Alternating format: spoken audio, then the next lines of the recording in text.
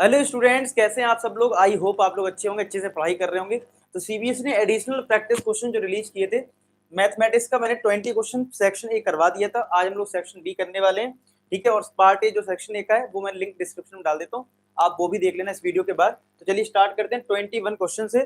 तो 21 में लिखा है a fire engine standing near a building. एक बिल्डिंग ये देख पा रहे हो आप, और ये फायर स्टेशन है, फायर इंजन है आपका, ठीक है। और इसकी जो लैडर की लेंथ है वो 10 मीटर है। हाइट ऑफ द विंडो बताना है, विंडो मतलब ये पूरी हाइट बतानी है। तो इसका अलग से एक फिगर बना लेते हैं। जैसे ये विंडो है यहाँ पे, ये आपका ग्राउंड है, और ये फायर इंजन है जिसकी लेंथ आपको दे रखी है आप यहाँ से यहाँ तक 6 मीटर, और ये 3 मीटर है यहाँ पे, और ये आपका 10 मीटर दे रखा है, इस तरीके से दे रखा है। और आपको बोला गया ये हाइट बताओ, विंडो की हाइट कितनी है। तो हम लोग क्या करेंगे, इसको सॉल्व करने के लिए एक यहाँ से लाइन ड्रॉ कर लो, ठीक है। तो अगर ये 6 है तो यहाँ पे भी क्या हो जाएगा, 6 हो जाएगा। अब एक ट्राइंगल ले लेते हैं ए बी सी, एक ट्राइंगल लेते हैं और ये डी ई पॉइंट ले लो। तो अगर मैं ए बी सी पॉइंट लेता हूँ, ठीक है, ए बी सी ट्राइंगल लेता हूँ, तो इस वाली साइड को एक्स मान लेते हैं, तो पाइथागोरस लग जाएगा। 6 square plus x square equal to 10 square, x square equal to 100 minus 36, यानी एक्स स्क्वायर आ जाएगा 64, यानी एक्स की वैल्यू कितनी आ जाएगी 8, यानी ये 8 है, ये 8 है, और ये यहाँ पे 3 है तो यहाँ पे भी 3 होगा। तो टोटल लेटर की लेंथ जो है वो कितनी आ जाएगी, 8 प्लस 3 यानी कि 11 आ जाएगी, यानी डी पार्ट आपका आंसर आ जाएगा। आई होप आपको समझ में आ गया होगा। एक बार इस ट्रायंगल में पाइथागोरस यूज करना है। जब आपकी ये लेंथ आ जाएगी, ये 3 है तो यहाँ पे भी 3 होगा, तो 8 प्लस 3 11 आपका आंसर होगा। नेक्स्ट देखें, तो ये असर्शन रीजनिंग बेस्ड क्वेश्चन है, ठीक है। तो यहाँ पे अगर देखा जाए तो क्या होगा, two statement are given below, one labelled assertion A, other labelled reason this. वो तो हमें पता ही है असर्शन रीजनिंग में क्या क्या होता है। 4 ऑप्शन होते हैं जिसमें बोला जाता है पहले वाले में कि असर्शन ट्रू है, रीजन ट्रू है, और रीजन जो है वो करेक्ट एक्सप्लेनेशन है। दूसरा ऑप्शन में रीजन जो है वो करेक्ट एक्सप्लेनेशन नहीं होता है। तीसरे में एक ट्रू होता है एक फॉल्स, फिर उसका अपोजिट फोर्थ में होता है। तो पहले वाले में लिखा था this forms a consistent pair of linear equation. तो हमें ये पता होना चाहिए कंसिस्टेंट कब होता है। कंसिस्टेंट होता है यूनिक सॉल्यूशन में और इनफाइनाइट सॉल्यूशन, इन दो में होता है कंसिस्टेंट। अब चेक कर लेते हैं।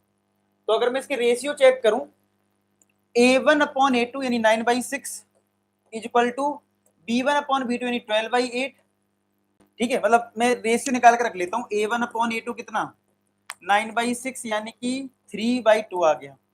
b1 अपॉन b2 निकाल लो, b1 is 12, b2 is 8, 12 upon 8 4 से कैंसिल करोगे 3/2 ये भी आ जाएगा। c1 अपॉन c2 निकालेंगे तो c1 -7 है और ये -14 है, तो ये 1/2 आ गया।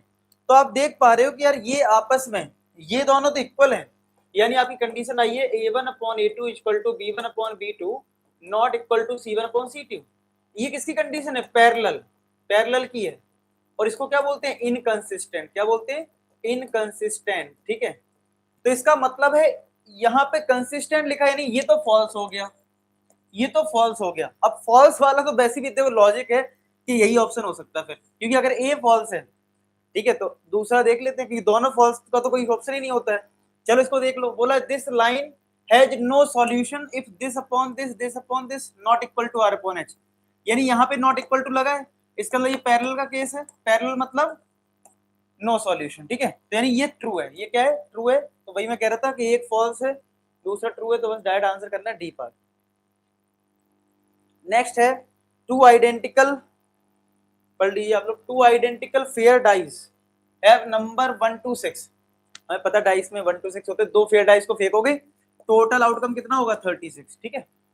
Both are tossed simultaneously, what is the probability that product of the number turn up 12। मतलब आपको ये बोला गया है कि आप वो केसेस लो जिसमें दो डाइस का जो नंबर आएगा उनका जो प्रोडक्ट होगा वो 12 आएगा। तो हमें पता है अगर मैं मानू पहली डाइस में 1 है, तो दूसरी डाइस में आप कोई भी नंबर ले लो, अब मैक्सिमम तो 6 तक जा सकते हो, तो 6 तक भी जाओगे तो कभी 12 तो आपको मिलने वाला है नहीं। लेकिन 2 के साथ जाओगे तो 2 के साथ 6 करोगे तो मल्टीप्लाई 12 आ जाएगा, इसका उल्टा भी हो जाएगा 6,2, ठीक है। 3 के साथ जाओगे तो 4, 3 4 या 12 होता है, तो इसका उल्टा 4/3 4,3 हो जाएगा। और बात करें 5 से, तो 5 से कभी 12 आ नहीं सकता है, और फिर 6 का तो ऑलरेडी कवर हो गया है। तो यानी 4 केस आए टोटल, 4/36 यानी 1/9, यानी कि बी पार्ट तुम्हारा आंसर आ गया। ठीक है, अब नेक्स्ट क्वेश्चन की बात करें, बोला how many zeros of the polynomial this. तो सबसे पहले क्या करो, तो यहाँ पे 293 अगर कॉमन ले लें तो बचेगा x square minus x equal to zero. ठीक है, ये तो कांस्टेंट है, इसको डिवाइड कर दो, यहाँ पे जीरो ही हो जाएगा। ये नंबर जो है इधर डिवाइड कर दो तो जीरो ही हो जाएगा, जीरो में डिवाइड होगा। तो यहाँ आ गया x square minus x, x common लिया तो एक बार इसको जीरो करोगे तो एक्स आ जाएगा जीरो के इक्वल, एक बार एक्स माइनस वन को जीरो करेंगे तो एक्स आ जाएगा वन के इक्वल। तो यहाँ से दो जीरोस मिल गए आपको, कितने मिल गए, दो जीरोस। अच्छा एक चीज और मैं आपको बता दूं, परसों यानी कि 2 दिसंबर को 3 बजे से लेके लगातार क्लास चलने वाली है। ठीक है, और इसमें हम 1000 क्वेश्चंस करेंगे और जबरदस्त प्रैक्टिस करने वाले हैं, और इससे पूरे बोर्ड का तुम्हारा फिर कुछ नहीं करना, कोई बुक नहीं, कुछ नहीं, वो 1000 क्वेश्चन अपने आप में बहुत होते हैं। इसकी लिंक डिस्क्रिप्शन में। 3 बजे सब बच्चे आ जाना पेपर देने, साइंस का जैसे ही पेपर खत्म हो भागे भागे आना, बस जल्दी से खाना खाना बैठ जाना पढ़ने के लिए। ठीक है, और आपको बीच में थोड़ा थोड़ा ब्रेक मिलेगा, डोंट वरी। ठीक है, तो इसकी लिंक डिस्क्रिप्शन में चेक कर लेना। चलो नेक्स्ट करते हैं इसमें। नेक्स्ट है what is the value of Q. Q की वैल्यू आपको बतानी है और ये कुछ दे रखा है। तो अगर मैं यहाँ पे पहले एलसीएम ले लूं तो ये आ जाएगा p plus 6q equal to 6, तो आ जाएगा p plus 6q equal to 12। ठीक है, इस वाली इक्वेशन में क्या करो, 2 से सब में डिवाइड हो रहा है तो ये कर लो p minus q equal to 5, इसको इसके नीचे लिख दो p minus q equal to 5। अब तुम साफ साफ देख पा रहे हो कि तुम्हें अगर q निकालना है, p नहीं निकालना है, इसका मतलब p माइनस कर दो, सब्सट्रैक्ट कर दो दोनों इक्वेशन को, तो माइनस प्लस माइनस ये कट गया, 6 plus 1 7q equal to 12 minus 5 7। अब 7 से डिवाइड कर लो तो q आ जाएगा 7/7 यानी कि 1, यानी आंसर आ जाएगा ए पार्ट। 25 का क्या आ गया, ए पार्ट आपका आंसर आ गया। नेक्स्ट देखते हैं, what is the value of k, the following pair of equation have infinite solution. तो देखो सबसे पहले तो x माइनस 2y, इस 3 को LHS में लिख लो, माइनस 3x प्लस के वाई प्लस का 9 इक्वल टू 0, मतलब इसको भी इधर लिख लिया। अब क्या होता है इनफाइनाइट सॉल्यूशन में, a1 अपॉन a2 यानी 1 upon minus 3 equal to b1 upon b2 is equal to c1 upon c2, यही तो होता है। बस यहां से निकाल लो कि इधर आ गया, ये इधर चला जाएगा, तो k के लिए क्या आ रही है 6, के आ जाएगा 6 के इक्वल, यानी डी पार्ट इसका आंसर हो जाएगा। और आपको ये वीडियो कैसा लग रहा है आप लोग जरूर कमेंट सेक्शन में बताना, आपको क्वेश्चन समझ में आ रहे हैं।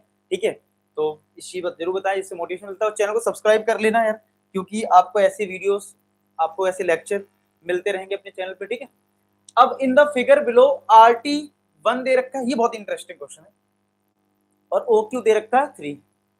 अब हमें ये वाला एरिया बताना है, एरिया ऑफ साइडेड पोर्शन। ठीक है, ये वाला एरिया, तो यहाँ पे अगर मैं इतना पार्ट देखूं, मतलब ये पूरा पार्ट देखूं, तो दिस इज क्या है, दिस इज क्वाड्रेंट। क्या है, क्वाड्रेंट है आपका, और ये कुछ रेक्टेंगल जैसा बना हुआ है। ठीक है, पूरा तो ये क्वाड्रेंट हो गया, और ये एक रेक्टेंगल बना हुआ है। अब ये रेक्टेंगल है, स्क्वायर है, अभी कुछ पता नहीं है। ठीक है, बस ये देखने में तो रेक्टेंगल लग रहा है, बाकी भी पता कुछ नहीं है, लेकिन हाँ ये कह सकते हो क्वाड्रेंट में से ये चीज माइनस हो रही है। अब ये डिसाइड करें कि ये कैसे क्या होगा, तो एक काम करते हैं, इसकी इस साइड को x मान लेते हैं। ठीक है, तो यानी ओवरऑल OT क्या है आपका, रेडियस है। क्या है, रेडियस। तो ये कितना बन जाएगा रेडियस आपका, आपका रेडियस बन जाएगा कितना, x प्लस 1 बन जाएगा ना, x प्लस 1। अच्छा जी, तो अगर मैं OT की बात करूं तो OT रेडियस हो गया x प्लस 1। देखो रेडियस आपको चाहिए भी है, क्यों चाहिए रेडियस आपको, क्योंकि अगर आप क्वाड्रेंट का एरिया निकाल लोगे तो हमें पता है एरिया ऑफ क्वाड्रेंट होता है 90/360 इंटू पाई आर स्क्वायर, तो रेडियस तो आपको चाहिए, तो वो तो वैसे ही लेना है। तो रेडियस फिलहाल हमारा भी x प्लस 1 है। अगर मैं O को S से ज्वाइन कर दूं तो O और S की डिस्टेंस भी क्या रेडियस है, यानी कि ये x प्लस 1 हो गया, और ये 3 है तो ये सामने भी क्या हो जाएगा 3। तो अब अगर मैं एक ट्राइंगल बना लूं ORS, जिसमें ये वैल्यू ORX है, ये 3 है, और ये तुम्हारा x प्लस 1 है, इस ट्राइंगल में पाइथागोरस अप्लाई कर दिया जाए। क्या कर दिया जाए अप्लाई, पाइथागोरस। तो पाइथागोरस अप्लाई करते हैं, base square plus perpendicular square equal to hypotenuse square, यानी x प्लस 1 का होल स्क्वायर। तो x square plus 9 equal to x square plus 1 plus 2x। x square से x स्क्वायर कट गया, ये इधर जाएगा तो 8 हो जाएगा, 8 इक्वल टू 2x, तो x की वैल्यू कितनी आ जाएगी 4। तो अगर x 4 आ गया, इसका मतलब ये वैल्यू 4 है और ये वैल्यू 5 है, ठीक है, यानी रेडियस तुम्हारी 5 आई है और रेक्टेंगल है इसका मतलब, क्योंकि ये 3 है और ये 4 आया है, तो ये एक रेक्टेंगल है। तो अब मैं कह सकता हूं कि यहाँ पे आंसर होगा area of quadrant, area of quadrant minus area of triangle, triangle नहीं रेक्टेंगल, क्या रेक्टेंगल, ठीक है, एरिया ऑफ रेक्टेंगल यही आएगा, जिसमें रेक्टेंगल की बात करें तो लेंथ अगर 3 ले रहे हैं तो ब्रेथ हो जाएगा 4, यानी 3 इंटू 4, ठीक है, और क्वाड्रेंट का एरिया होता है 90 upon 360 pi r square. Radius कितना है इसका, ये 4 है यहां से यहां तक और ये 1 है, तो 4 प्लस 1 रेडियस कितना है 5 हो गया, तो 5 का स्क्वायर, तो 0 से 0 कट के 4 आ गया नीचे, तो 25 पाई अपॉन 4 माइनस 12 आ जाएगा, यानी 6.25 पाई माइनस का 12 आ जाएगा, यानी कि बी पार्ट आपका आंसर आ जाएगा। आप सॉल्व करके देखें खुद से तो आपको पता लग जाएगा, इसका आंसर आ गया बी पार्ट 6.25 पाई माइनस का 12, ठीक है। आई होप आपको समझ में आएगा, बहुत ही अच्छा क्वेश्चन है, फिर से आप देख सकते हैं, वीडियो को रोक के फिर से कर सकते हो। चलिए इसको देखो, नेक्स्ट है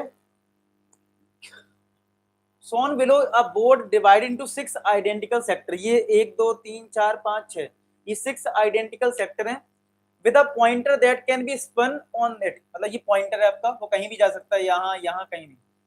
when the pointer is spun it spins for some time comes to stop on a sector, मतलब इसको घुमाया जब जाता है तो एक धीमे धीमे धीमे धीमे घूमते घूमते कहीं रुक जाता है, ठीक है।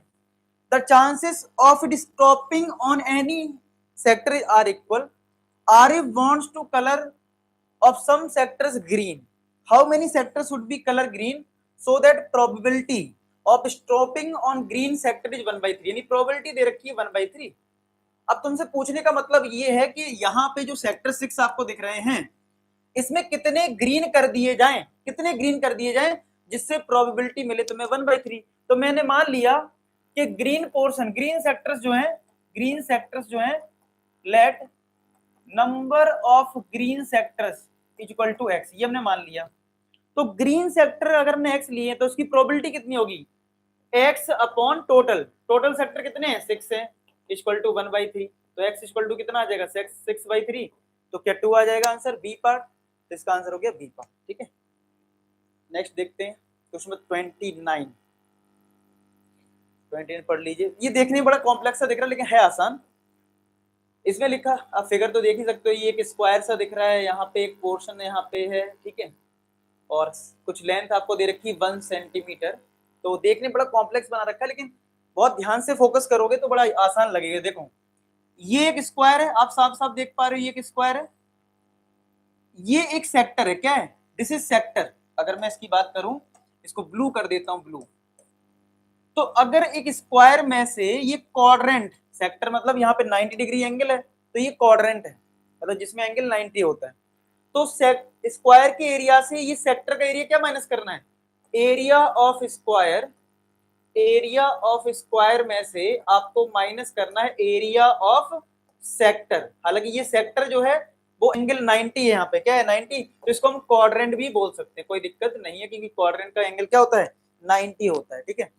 चलिए स्क्वायर का एरिया क्या होता है, साइड स्क्वायर, साइड है 1 तो 1 का स्क्वायर लिख दो, area of quadrant 90 upon 360 into pi r square. अब आर कितना होगा, देखो अगर ये स्क्वायर है तो यहाँ पे 1 है, तो यहाँ पे भी क्या होगा 1, तो सेंटर से सरकमफ्रेंस की डिस्टेंस ये रेडियस होता है, तो ये भी 1 होगा, तो 1 का स्क्वायर आएगा, तो 1 माइनस, तो ये 1/4 पाई आ गया, ठीक है, तो 1 माइनस पाई बाई 4 कौन सा ऑप्शन है, सी पार्ट, तो सी पार्ट आपका आंसर हो गया, सिंपल था, देखने बड़ा टफ लग रहा था।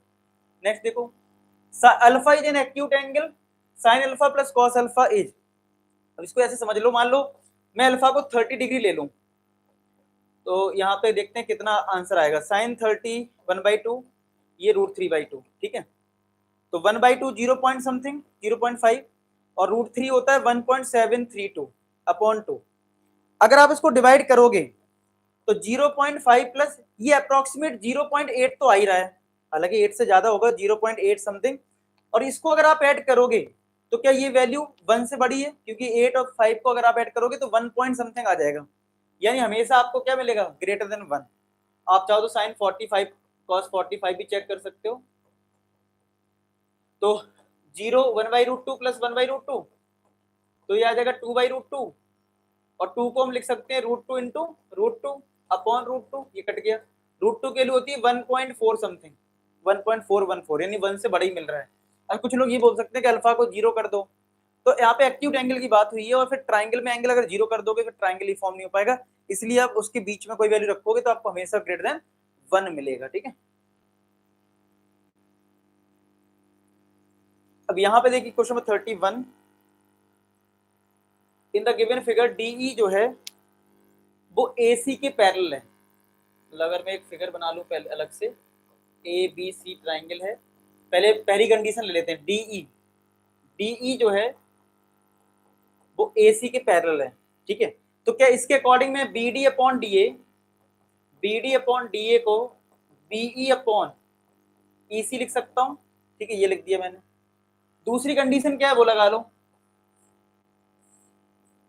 इधर AE है, AE, ये C और ये B। अब जो है DF पैरेलल है AE के, यहाँ पे D पॉइंट है और ये DF, जो DF है वो AE के पैरेलल है, तो यहां से आ जाएगा BD अपॉन DA, इसके इक्वल। अब ये रन इसके पैरेलल है तो BD अपॉन DA आ जाएगा BF अपॉन FE के, BF अपॉन FE। ये मान लो फर्स्ट कंडीशन थी और ये सेकंड। तो आप बताओ दोनों का LHS अगर सेम है तो क्या RHS सेम हो जाएगा, यानी कि BE अपॉन EC जो है किसके इक्वल आ जाएगा, BF अपॉन FE के, इसके इक्वल आ जाएगा। आपको निकालना था BF अपॉन FE किसके इक्वल है, तो BF अपॉन FE इक्वल है BE अपॉन EC के, किसके इक्वल है, BE अपॉन EC के, यानी कि आंसर क्या आ जाएगा, बी पार्ट, आंसर हो जाएगा बी पार्ट, ठीक है। नेक्स्ट देखो, X divide the line segment joining this, तो अगर मेरे पास एक पॉइंट है 2, -3, एक पॉइंट है 5, 6, मान लिया कोई P पॉइंट है जो K रेशियो 1 में डिवाइड करता है, जो रेशियो निकालना है आपको, रेशियो फाइंड आउट करना है, ठीक है। तो अगर मैं ये P पॉइंट निकालूं तो सेक्शन फॉर्मूला लगाऊंगा तो mx2 यानी कि 5k 1 इंटू 2 प्लस का 2 upon k plus 1 comma k into 6k minus का 3 अपॉन k प्लस 1, यही तो आएगा। अब हमसे बोला गया था x एक्सिस डिवाइड करता है, x एक्सिस डिवाइड करने का मतलब ये है कि इसका जो y कोऑर्डिनेट होगा वो क्या होगा, 0 होगा। x एक्सिस क्या करता है, y, x एक्सिस पे y क्या होता है, 0, इसको 0 कर दो, तो 6k minus 3 upon k plus 1 equal to 0, तो 6k minus 3 equal to 0, 6k equal to 3, तो k आ जाएगा 3/6, यानी कितना आ जाएगा 1/2, तो आंसर आ जाएगा ए, आंसर क्या आ जाएगा, ए पार्ट, ठीक है।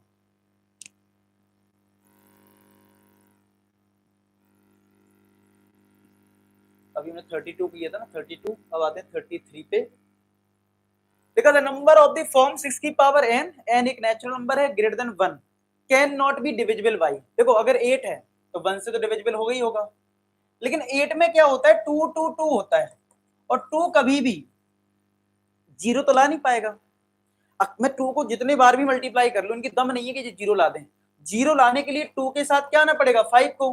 और अगर मैं 40 की बात करूं तो 40 में तो यार 0 है, तो 0 तो ये डिवाइड कर नहीं पाएगा, तो यही आपका आंसर हो जाएगा बी पार्ट। 64 तो क्या है, 2 की पावर है आपका 6, तो ये तो है ही वैसे 2, तो यहाँ पे तो हो ही जाएगा डिवाइड। ये भी 2 की पावर समथिंग है तो ये भी डिवाइड हो जाएगा, जिसमें 0 आ रहा है वो डिवाइड नहीं कर पाएगा, ठीक है।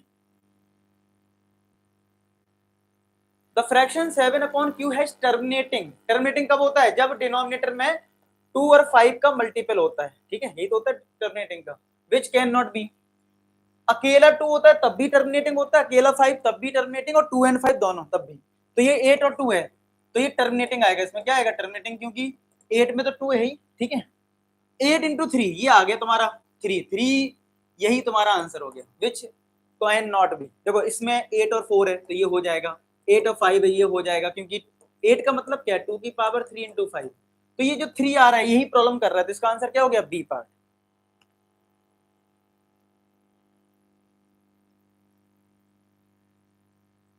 35 देख लीजिए, एक ट्राइंगल है पी क्यू आर, एस और टी दो पॉइंट हैं, ठीक है, और पैरेलल है ये भी बोला है, और ratio of R T upon T Q ये आपके पास 1/2 है, यानी मैं कह सकता हूं कि अगर आर टी एक्स है तो ये 2x है, मतलब ये x है तो ये 2x है, ये कह सकता हूं। आपको ट्राइंगल आर एस टी का एरिया दे रखा है और पी क्यू टी एस का निकालना है। अब पी क्यू टी एस देखो एक ट्रेपीजियम टाइप दिख रहा है तो उसका एरिया डायरेक्ट तो निकलेगा नहीं। हम ऐसा कर सकते हैं, अगर हमने बड़े वाले ट्राइंगल का एरिया निकाल लिया तो ये छोटा वाला तो आपको दे ही रखा है, तो उसको माइनस कर दोगे तो आ जाएगा। फिर से सुन लो, अगर मैं बड़े वाले ट्राइंगल का एरिया निकाल लूं ये वाला पूरा, और उसमें से माइनस कर दूं ये वाला एरिया, ये वाला, तो हमें ये वाला एरिया मिल जाएगा जो रिक्वायरमेंट है।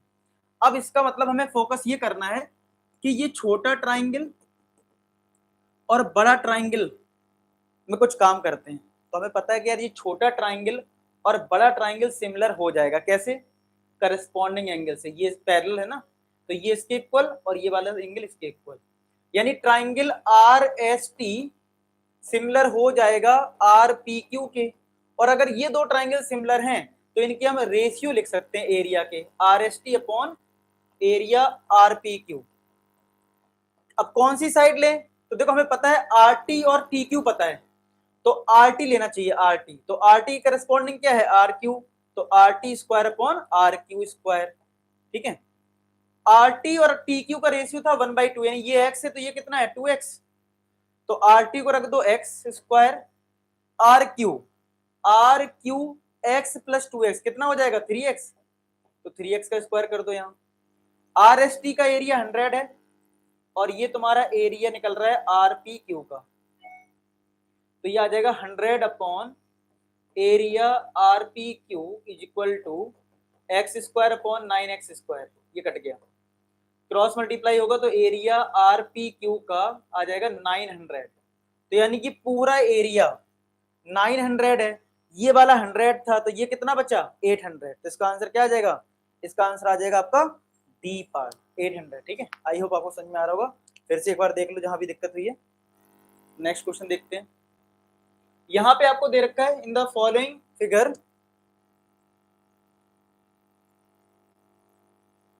एस टी जो है वो इसके पैरेलल है, ठीक है, और रेशियो है 4:5, ये ठीक है, एस जो है वो डिवाइड कर रहा है पी क्यू को 4:5 रेशियो में, ठीक है। एस टी गिवन है आपको 1.6, आपको ये क्यू आर निकालना है, क्यू आर को हमने एक्स मान लिया, तो ये भी जो पिछला क्वेश्चन करा वैसे ही हो गया कि छोटा ट्राइंगल यानी पी एस टी सिमिलर कर देना किसके? पी क्यू आर के, और अगर ये दो ट्राइंगल सिमिलर हैं तो करस्पॉन्डिंग साइड की रेशियो ले लो, यानी P S upon P Q equal to, यहाँ पे एस टी गिवन है तो एस टी के करस्पॉन्डिंग क्या है? क्यू आर, तो S T upon Q R, तो पी एस तो 4 है, पी क्यू यहां तक है तो 4 5 ऐड कर दो 9 आ जाएगा, एस टी 1.6 है, क्यू आर तो भैया 4 से ये कैंसिल होगा, 0 पॉइंट कितना आएगा? 4, अब 9 का मल्टीप्लाई 0.4 में करोगे तो क्यू आर आ जाएगा 3.6, क्यू आर क्या आ जाएगा? 3.6, यानी सी पार्ट आपका आंसर आ जाएगा। क्लियर? नेक्स्ट करते हैं, बोला एलसीएम बताओ, यार एलसीएम तो आसान ही है, पी तो ये क्या है? क्यू तुम्हारा अल्टीमेट है पी स्क्वायर, क्या है? पी स्क्वायर क्यू स्क्वायर, तुम्हारा क्या है यहाँ पे? पी स्क्वायर क्यू स्क्वायर है, क्यू क्या है तुम्हारा? ठीक है, तुम्हारा जो क्यू है वो है तुम्हारा पी स्क्वायर क्यू स्क्वायर, और पी तुम्हारा है ये, तो एलसीएम में क्या होता है? हाईएस्ट पावर लेते, तो ये पी क्यू है, ये पी स्क्वायर है तो पी क्यूब आएगा, और क्यू में हाईएस्ट पावर 2 है तो पी क्यू क्यू स्क्वायर, तो इसका भी आंसर क्या आ गया? सी पार्ट, ठीक है। आई होप सबको समझ में आ रहा होगा, सी पार्ट हो गया। नेक्स्ट देखो, cos square theta minus sine square theta दे रखा है, कॉस थीटा निकालना है, तो cos square theta minus sine square theta is equal to 3/4, तो कॉस स्क्वायर थीटा माइनस, क्या इस साइन स्क्वायर थीटा को 1 माइनस कॉस स्क्वायर थीटा लिख सकते हैं इक्वल टू 3/4, क्योंकि हमें कॉस निकालना है तो साइन स्क्वायर को चेंज कर दिया। कैसे चेंज कर दिया? क्योंकि हमारे पास आइडेंटिटी होती ना, sine square theta plus cos square theta equal to 1, तो यहां से साइन स्क्वायर थीटा क्या निकलता है? 1 माइनस का कॉस स्क्वायर थीटा, तो ये आ जाएगा कॉस स्क्वायर थीटा माइनस का 1 प्लस का cos square theta equal to 3/4।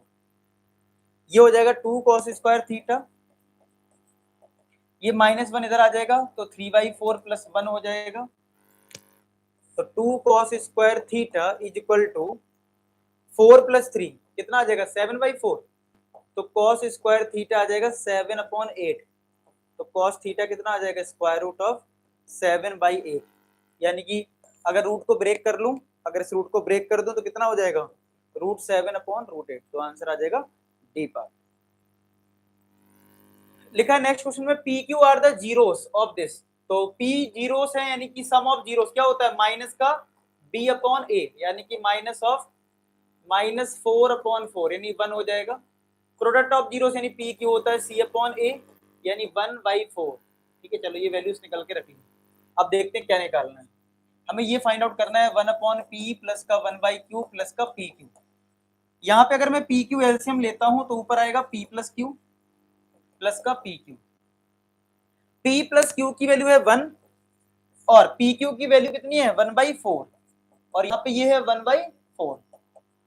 ठीक है, अब क्या होगा ये 4 चला जाएगा ऊपर तो 4 प्लस 1/4, 4 एलसीएम ले लो तो 16 प्लस 1 यानी 17/4। यानी इसका आंसर क्या हो गया डी पार्ट। ठीक है,